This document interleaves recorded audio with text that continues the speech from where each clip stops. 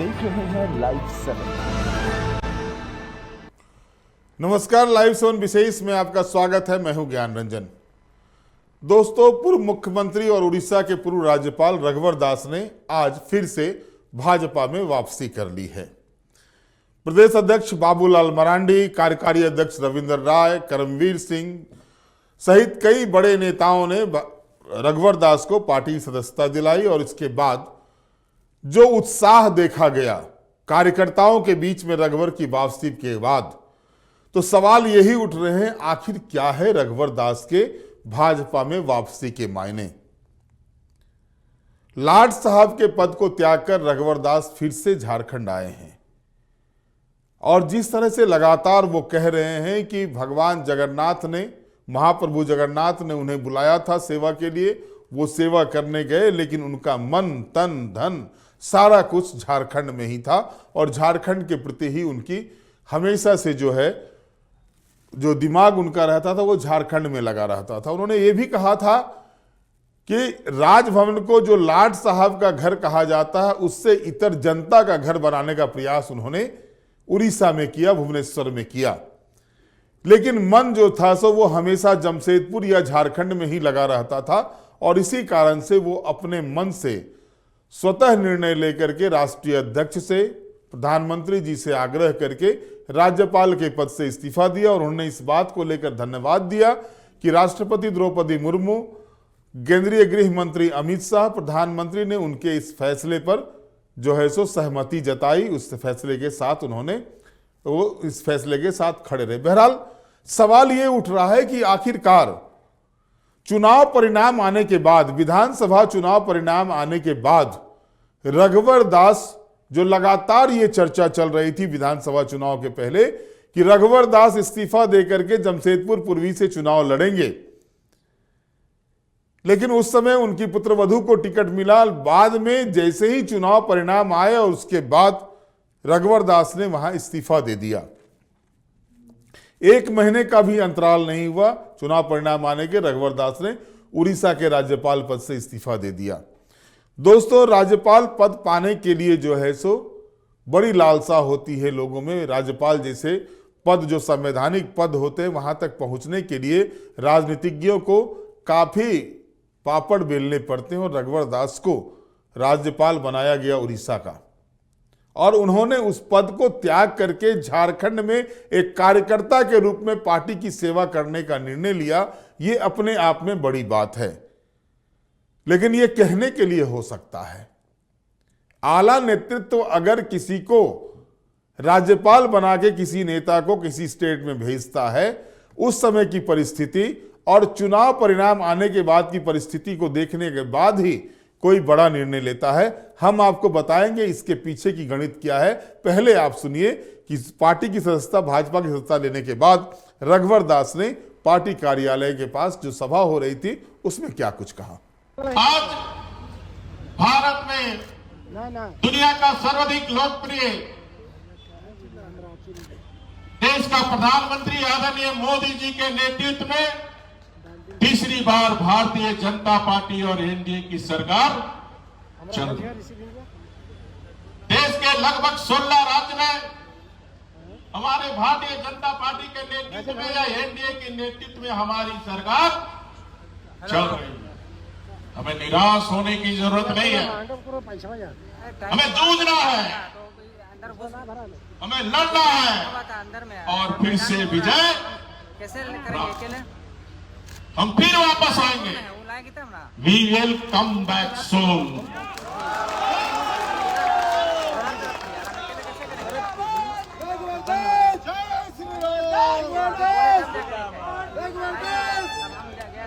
आज 10 जनवरी का दिन मेरे लिए ऐतिहासिक दिन, जहां मैं राष्ट्र के लिए राजनीति करने वाले एकमात्र दल और लोकतांत्रिक दल भारतीय जनता पार्टी की 1980 के बाद दूसरी बार सदस्यता ले रहा हूं और ये सदस्यता, ये मेरा सदस्यता आज मैं ग्रहण किया आप सबके समक्ष। जैसा कि आप सभी को पता है कि 26 अक्टूबर 2023 को नई दिल्ली में मैंने माननीय राष्ट्रीय अध्यक्ष आदरणीय जेपी नड्डा जी को राज्यपाल बनने से पूर्व, शपथ लेने से पूर्व मैंने पार्टी की सदस्यता से इस्तीफा सौंपा था।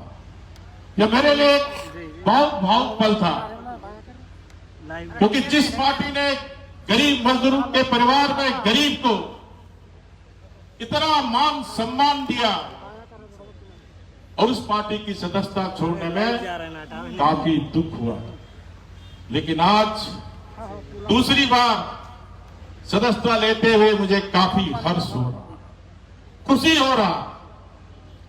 और इसके लिए मैं अपने राष्ट्रीय नेतृत्व आदरणीय प्रधानमंत्री नरेंद्र मोदी जी, यशस्वी गृह मंत्री आदरणीय अमित शाह जी, राष्ट्रीय अध्यक्ष माननीय जेपी नड्डा जी, प्रदेश अध्यक्ष हमारे माननीय बाबूलाल मरांडी जी समेत झारखंड के सभी मेरे प्यारे कार्यकर्ताओं के प्रति आभार प्रकट करता हूं। जैसा कि आप सभी जानते हैं कि भाजपा का जन्म सिर्फ सत्ता प्राप्त करने के उद्देश्य से नहीं, भारतीय जनता पार्टी का जन्म राष्ट्र को परम वैभव पर ले जाने के लिए। पंडित दीनदयाल उपाध्याय जी कहा करते थे कि सत्ता किसके लिए, पार्टी के लिए, स्वार्थ के लिए या जनता के हित के लिए। तो हम ऐसे हमारे मार्गदर्शक चिंतक, उनके वंशज, हम सभी भारतीय जनता पार्टी के कार्यकर्ता, सत्ता हमारे लिए सेवा करने का एक साधन है, साधन, मेवा खाने का साधन नहीं है। हमें सत्ता हमारे पास रहे चाहे नहीं रहे, चुनाव में हार जीत होती है, जय प्रजय जीवन का हिस्सा है, लेकिन हमें पंडित दीनदयाल उपाध्याय जी, सरदार अटल बिहारी वाजपेयी जी, अडवाणी जैसे सरीखे नेताओं ने सिखाया है, चरैवती चरैवती, चलते रहना, जब तक समाज के अंतिम व्यक्ति के आंसू को चेहरा को हम नहीं, तब तक चलते रहना। सत्ता ही प्राप्त करना एकमात्र उद्देश्य हमारा नहीं है, इसलिए किसी को हतोत्साहित होने की जरूरत नहीं है। हमें तो अभी लंबी चाल चलना है, भारत को परम वैभव पर ले जाने। झारखंड की जनता ने जो जनादेश दिया, भारतीय जनता पार्टी के कार्यकर्ता होने के नाते से हम सम्मान करते हैं। झारखंड की जनता ने गठबंधन की सरकार को राज करने का बहुमत दिया है। मैं व्यक्तिगत रूप से मानता हूं, फिर पार्टी का जो भी निर्णय हो, क्योंकि जनता ने गठबंधन को राज करने का अधिकार दिया, तो उनको इतना समय हम जरूर 2-4-5 महीना दें, ताकि जनता से किया हुआ वादा को वो पूरा करे, क्योंकि उसी वादे पर झारखंड की भोली भाली सीधे साधे जनता ने जनादेश दिया। अगर वो जनादेश का अपमान करता है, झारखंड की जनता के साथ विश्वासघात करता है, तो भारतीय जनता पार्टी के कार्यकर्ता सड़क से लेकर सदन तक इस सरकार को चैन से बैठने हम नहीं देंगे। ये संकल्प हमें आज लेने की जरूरत है। हम राजहित में, हम ऐसी पार्टी है कि राजहित में अगर गठबंधन की सरकार पार्टी के साथ सहयोग चाहती है तो हम राजहित में सहयोग करने की तैयार हैं, लेकिन पहल सरकार को करनी है। हम सरकार से टकराना नहीं चाहते, लेकिन टकराने से घबराते भी नहीं। मेरा आप सबसे अनुरोध होगा कि सदस्यता अभियान, जैसा हमारा सदस्यता प्रभारी ने आपको विस्तार से बताया, झारखंड सदस्यता प्रभारी में देश के अव्वल राज्यों में झारखंड की गिनती होनी चाहिए ना? तो हाथ उठाने से नहीं होगा, कर्म करने से होगा, काम करने से होगा। डेली अपने काम धंधा करके 2 घंटा पार्टी को जरूर समय दें। अगर आप अपने को राष्ट्र की राजनीति करने वाली पार्टी के कार्यकर्ता मानते हैं तो सदस्यता अभियान भी राष्ट्र की सेवा है, क्योंकि राष्ट्र को भारतीय जनता पार्टी से ही भरोसा है। इसलिए अधिक से अधिक सदस्य हम हर गांव में जाएं, हर गली में जाएं, हर घर दरवाजे को खटखटाकर हम भारतीय जनता पार्टी का सदस्य बनाए। ये भी संकल्प लेने का दिन आज है। तो मेरा सभी कार्यकर्ताओं से अनुरोध। दोस्तों, हम आपको बता रहे हैं कि इस पार्टी की सदस्यता लेने से पहले का जो नजारा था, वो नजारा ऐसा था कि मानो कोई भाजपा के बड़े नेता जो हैं झारखंड आए हुए हैं।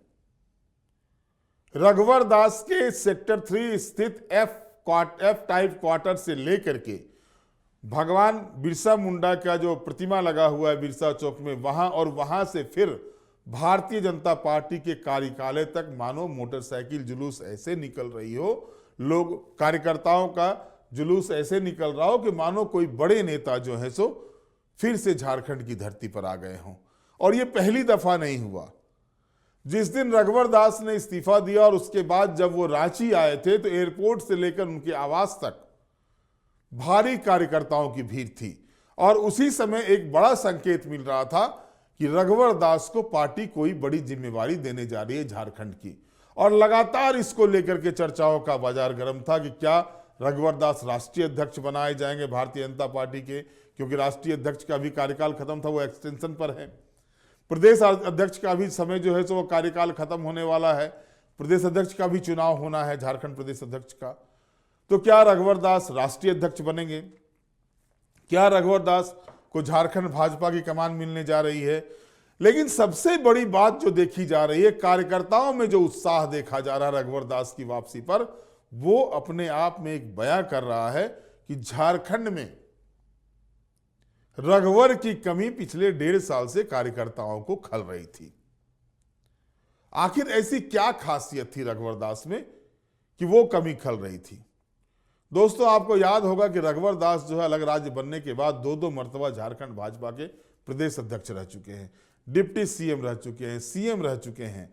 सीएम रहते उनके कार्यकाल में जो विकास के कार्य हुए, भले ही सत्ता वापसी नहीं हो पाई उनकी 2019 के चुनाव में, लेकिन आज भी लोग, सामान्य लोग ये कहते हैं कि जो काम रघुवर दास के कार्यकाल में हुए थे वो काम किसी भी सरकार में नहीं हुआ।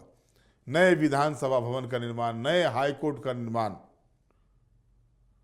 ऐसे ही कई चीजें, सड़कों का निर्माण, रोजगार को लेकर के, पूंजी निवेश को कैसे बढ़ाया जाए उसको लेकर के लगातार जिस तरह से रघुवर दास के कार्यकाल में, भले ही मजाक में बोला गया कि हाथी कहीं उड़ता है, लेकिन कोशिश तो रघुवर दास ने की थी कि झारखंड के विकास के लिए हाथी को उड़ाया जाए।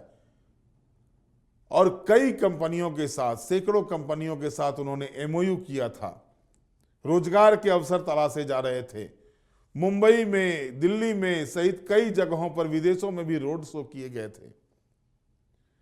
भले ही विपक्ष के लोग या जो उनके अगेंस्ट पार्टी के लोग हैं वो ये कहते हो कि उन्होंने पैसे जो है सो इस तरह कार्यक्रम करके जो है सो झारखंड के पैसे को बर्बाद किया, लेकिन सच्चाई क्या है दोस्तों? जब तक आप किसी के सामने जाएंगे नहीं तब तक वो आपके यहां आएगा नहीं। और निवेश की हालत क्या है आप देख सकते हैं झारखंड में कि अकूत खान संपदाओं से भरपूर झारखंड में कोई भी बड़ी फैक्ट्री नहीं आ रही है, कोई निवेश करने के लिए नहीं आ रहा है, जबकि लगातार यहां के खनिज संपदाओं का दोहन हो रहा है। बावजूद इसके यहां पर नए कंपनी नजर नहीं आ रहे हैं। वहीं उन प्रदेशों में देखिए, बिहार में जहां कोई खनिज संपदा नहीं है वहां पर निवेशक पहुंच रहे हैं, उत्तर प्रदेश में निवेशक पहुंच रहे हैं, पंजाब में निवेशक पहुंच रहे हैं। पंजाब में कोई भारतीय जनता पार्टी की सरकार नहीं है, आम आदमी पार्टी की सरकार है, इसके बावजूद वहां भी निवेशक जा रहे हैं। कर्नाटका जो कांग्रेस पार्टी की सरकार है वहां निवेशक जा रहे हैं, तेलंगाना जहां कांग्रेस पार्टी की सरकार है वहां निवेशक जा रहे हैं, लेकिन झारखंड में निवेशक नहीं आ रहे हैं। और सिर्फ सरकारी नौकरी के भरोसे अगर आप चाहेंगे कि बेरोजगारी की जो दंश झारखंड की जनता झेल रही है, झारखंड के जो युवा झेल रहे हैं, उसे आप समाप्त कर देंगे, यह संभव नहीं है। और इस बात को सरकार भी मानती है। गाहे बगाहे कई मर्तबा मुख्यमंत्री हेमंत सोरेन ने भी इस बात की चर्चा की है, इस बात को दोहराया है कि रोजगार के लिए जो है सो हमें अन्य संसाधन को तलाशने होंगे, अन्य प्लेटफॉर्म पर काम करने होंगे। जाहिर है अन्य प्लेटफॉर्म होता है निवेशकों को बढ़ावा देना, राज्य में निवेश करना। 75% जो है सो प्राइवेट सेक्टर में आरक्षण की को लेकर के राज्य सरकार ने जो है सो विधेयक पास करा है, भले ही हाईकोर्ट से उसे स्टे लग गया हो, लेकिन राज्य सरकार ने कोशिश की। लेकिन सिर्फ राजनीतिक कोशिश नहीं, एक कोशिश ऐसी भी होनी चाहिए कि निवेशक आए, और निवेशक को न्योता देने के लिए, निवेशक को बुलाने के लिए राज्य सरकार को यह आवश्यकता होती है, या जो भी सत्ता में बैठे लोग होते हैं उनकी आवश्यकता होती है, वो उनके साथ 1-to-1 हो, एक सिंगल विंडो तैयार करें जिस विंडो के माध्यम से जो है वो आए और वो काम करें। ये स्थिति बनती है। रघुवर दास ने उसकी शुरुआत की थी, लेकिन उस समय चुनाव हार गए, 25 सीटें भाजपा को आई। लेकिन सवाल ये उठ रहा है कि उस समय तो सभी ने कह के ठिकरा फोड़ दिया रघुवर दास के माथे पर कि रघुवर दास के कारण से, एंटी इनकम्बेंसी के कारण से जो है भाजपा को 25 सीटें आई है। लेकिन ये सवाल इस बार नहीं उठा, इसकी जवाबदेही किसी भी नेता ने नहीं ली, चाहे वो शिवराज सिंह चौहान जो केंद्रीय मंत्री हैं, कृषि मंत्री हैं, उन्होंने, ना ही जो सह प्रभारी बन के हिमंता बिस्वा शर्मा असम के मुख्यमंत्री आए थे उन्होंने, ना ही बाबूलाल मरांडी ने, और ना ही रविंदर राय ने इस बात की जवाबदेही ली कि आखिर चुनाव जो हार हुई है, 25 से घट के 21 सीटों पर आए हैं, इसके पीछे का वजह क्या है। लेकिन आला कमान जो है इस पर पैनी निगाह रखे हुए था, और आला कमान को लगा कि जिस तरह से उस समय 1 साल पहले 2023 में रघुवर दास को झारखंड से अलग करने के लिए भाजपा के एक टीम ने जिस तरह से केंद्रीय आला कमान के समक्ष, राष्ट्रीय नेताओं के समक्ष एक ऐसा ताना बाना बुना था कि रघुवर दास को यहां से अलग किया जाए, उस ताने बाने का ही नतीजा था कि रघुवर दास को एक सम्मानित पद देके उड़ीसा भेजा गया, लेकिन परिणाम निकला अलग। और अब राष्ट्रीय नेतृत्व को लगता है कि रघुवर दास की उपस्थिति झारखंड भाजपा के लिए अनिवार्य है। और क्योंकि इसके पीछे वजह है, ट्राइबल वोट्स पिछले बार भी बिदके थे, लोकसभा चुनाव में बिदके थे, इस बार के विधानसभा में तो और भी बिदक गए, एक सीट पर आ गई। लेकिन जो नॉन ट्राइबल वोट्स जो भाजपा से इतर हुए हैं उस पर ध्यान था। दूसरी ओर आपने देखा कि पिछले चुनाव में आजसू के साथ भाजपा ने गठबंधन नहीं किया था, तब भी 25 सीटें आई थी, और इस बार आजसू से गठबंधन करने के बाद भाजपा 21 सीटों पर आई है। जाहिर तौर पर जो जानकारी मिल रही है, और हो सकता है कि कुछ दिनों में, 15-20 दिनों में, 1 महीने के अंदर जो है सो ये खुलासा हो जाए कि भारतीय जनता पार्टी झारखंड की कमान जो है वो रघुवर दास के हाथों में सौंपने जा रही है। वहीं आजसू की जगह पर जयराम महतो के साथ साठगांठ हो, क्योंकि कुर्मी मतदाताओं का रुझान जिस तरह से भारतीय जनता पार्टी से हटा है, उसका नुकसान भारतीय जनता पार्टी को लोकसभा चुनाव में भी और विधानसभा चुनाव में भी भुगतना पड़ा है। क्योंकि अगर 26% आबादी ट्राइबल की, 14% आबादी जो है वो कुर्मी मतदाताओं की, इसके अलावा 12 से 13% आबादी मुसलमानों की, ईसाई की 4% आबादी, अगर आप टोटल जोड़ लेते हैं तो ये जो है सो 50% से कुछ कम ही मिलता है। और उसी का नतीजा था कि ये आबादी जो है सो पूरी तरह से जो है, अगर कुर्मी को माइनस कर दिया जाए, 40 से 42% वोट परसेंटेज जो था, बड़ा बहुल जो क्षेत्र था, वो इंडिया गठबंधन के पक्ष में गया और भारतीय जनता पार्टी को करारी हार का सामना करना पड़ा। जाहिर तौर पर अगर आप देखेंगे तो उस गैप को, जो एक खाई बनी हुई है, उस खाई को पाटने के लिए रघुवर को झारखंड में वापसी हुई, रघुवर के भाजपा में वापसी हुई है। और कोई बड़ी बात नहीं है कि बहुत जल्द ये घोषणा हो जाए कि रघुवर दास को झारखंड भाजपा की कमान दी जाती है। और साथ ही साथ जो जयराम फैक्टर काम कर रहा है, जिस तरह से कुर्मी वोट जो है सो जयराम के कारण से बिदक रहे हैं, उसको कैसे करके संजोया जाए, क्योंकि ये साबित हो गया चुनाव में, लोकसभा चुनाव हो या फिर विधानसभा चुनाव हो, जो फुसिया बम होता है, फुसिया बम आजसू पार्टी साबित हो गई है। और इसी बीच 10,90,000 वोट ला करके अपनी उपस्थिति जिस मजबूती के साथ जयराम महतो ने झारखंड की राजनीति में दी है, भले ही एक सीट जीते हों, लेकिन जो वोट आया है, वोट परसेंटेज जो उनके साथ जुड़ा है, लोगों का जुड़ाव जो हुआ है, वो जुड़ाव कहीं ना कहीं इस बात को लेकर के ये दिखा रहा है, दर्शा रहा है कि अब जो है सो जो समीकरण भी बन रहे हैं, उस समीकरण में कोई बड़ी बात नहीं है कि जयराम के साथ हो जाए भाजपा का साठगांठ, आजसू को भाजपा कर दे बाय बाय। बहरहाल आज के विशेष में इतना ही। आप हमारे साथ जुड़े रहें, हमें लाइक करें, सब्सक्राइब करें। बहुत बहुत धन्यवाद। नमस्कार।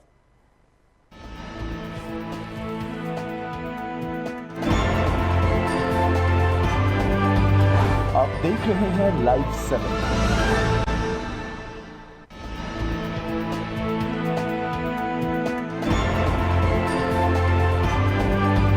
आप देख रहे हैं लाइव 7।